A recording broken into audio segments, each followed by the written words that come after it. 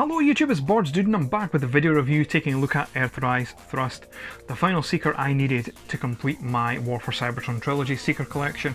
And even though I overpaid and he was a pain in the backside to get hold of, he was definitely worth it in my opinion. They've captured his paint scheme perfectly here. That shiny black plastic in places really pops. The burgundy red, I love the purple and white accents on his legs. I guess you can be seen as his knee pads. It all works really well on this figure.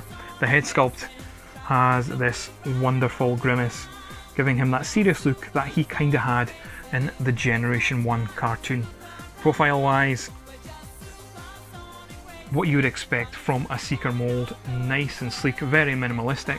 And if we look at the back there, we can see that his turbines are getting shown off in all their glory, and these are what make him unique from the other cone heads.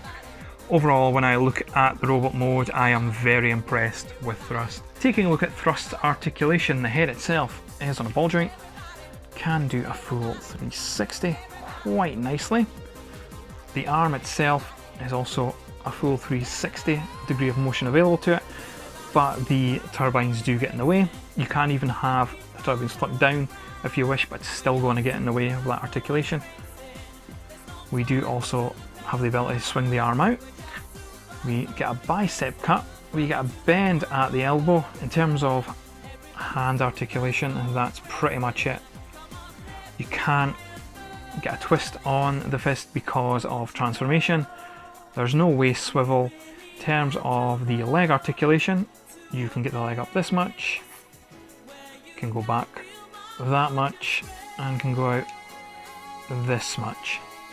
Now there is a lovely high bend at the knee there, but it does break up the mould a little, as you can see. When it comes to the feet, there is of course a lovely ankle tilt there, and we also do get some toe articulation.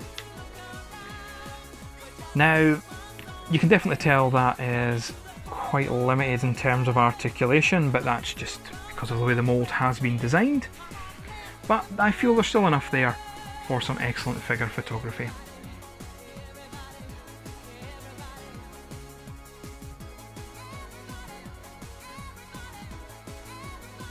With regards to Thrust accessories, he comes with two null rays, just done in a black plastic that's quite shiny, and they obviously just slot on his shoulder there, like so, and same goes for the other one.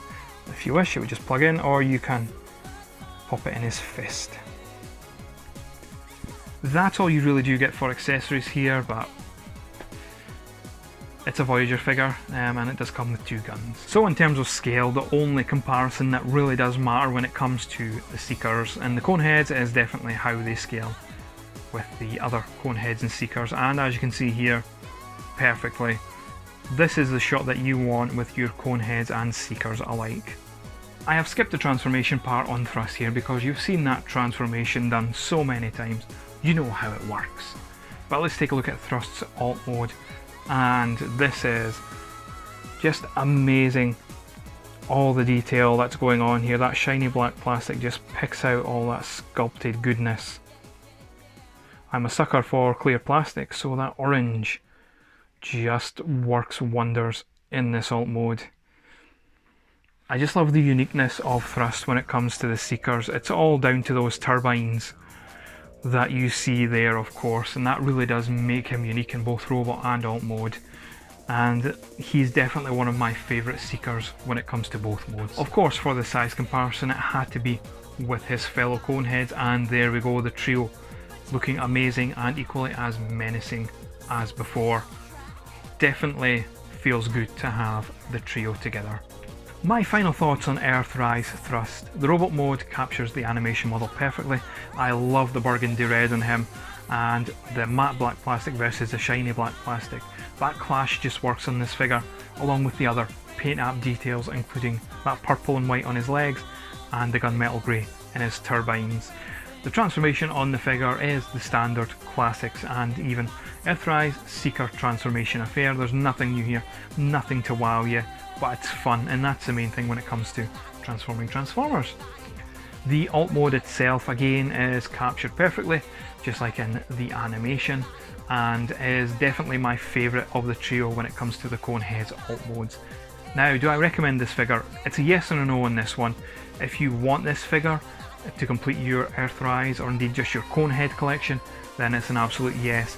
But if you don't want to pay the price for this figure on the aftermarket, then of course just leave him be.